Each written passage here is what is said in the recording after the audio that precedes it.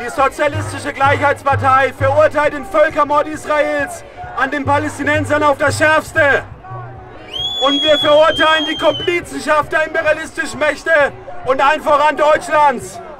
Alle Regierungs- und Oppositionsparteien hier, von den Ampelparteien bis zur Linkspartei und zur rechtsextremen AfD, haben sich hinter den Völkermord gestellt und der rechten Netanyahu-Regierung einen Freibrief ausgestellt, das Massaker an den Palästinensern im Gazastreifen zu verüben. Wir verurteilen das.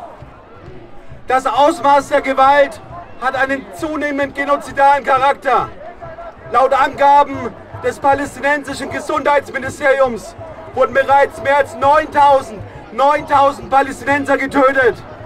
Darunter fast 4000 Kinder und mehr als 2300 Frauen. Ein Großteil der Wohnhäuser in Gaza wurde zerstört.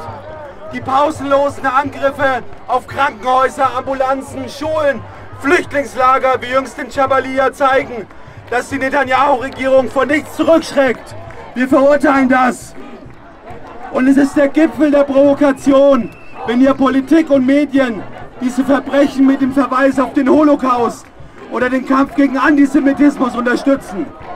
Und wenn sie mit der gleichen Argumentation jede Solidaritätsbekundung mit den Palästinensern kriminalisieren. Antisemiten sind nicht die Massen, die jetzt hier und weltweit gegen den Genozid auf die Straße gehen. Unter ihnen auch viele Juden. Es ist die herrschende Klasse, die wieder an ihre faschistischen Traditionen anknüpft.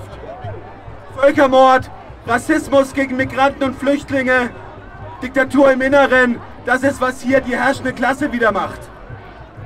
Wir müssen kriegstüchtig werden und die Bundeswehr und die Gesellschaft dafür aufstellen. Das sind die Worte von Verteidigungsminister Pistorius gewesen vor einigen Tagen. Das ist eine ernste Warnung, aber sie schafft auch Klarheit. Fast 8 Jahrzehnte nach dem Untergang des Dritten Reichs geht die herrschende Klasse in Deutschland wieder offen dazu über, sich als Kriegsmacht zu gerieren und sich auf große Kriege vorzubereiten. Wir verurteilen auch das aufs Schärfste und wir warnen.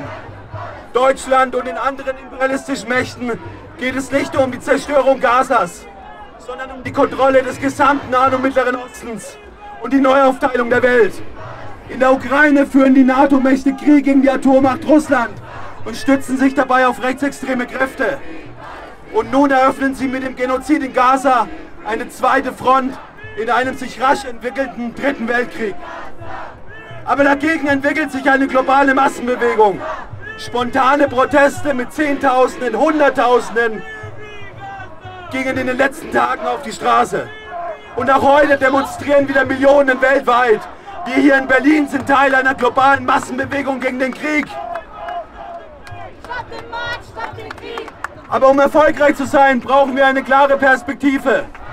Der Genozid kann nicht durch Appelle an die gleichen Regierungen gestoppt werden, die Völkermord und Diktatur wieder zu Instrumenten ihrer Politik machen. Die einzige Möglichkeit, die kapitalistische Barbarei zu beenden, besteht in der Mobilisierung der internationalen Arbeiterklasse auf der Grundlage eines sozialistischen Programms. Wir kämpfen für folgende Forderungen: sofortiger Stopp des Genozids, Demobilisierung aller israelischen Truppen, die Belagerung des Gazastreifens muss sofort beendet werden.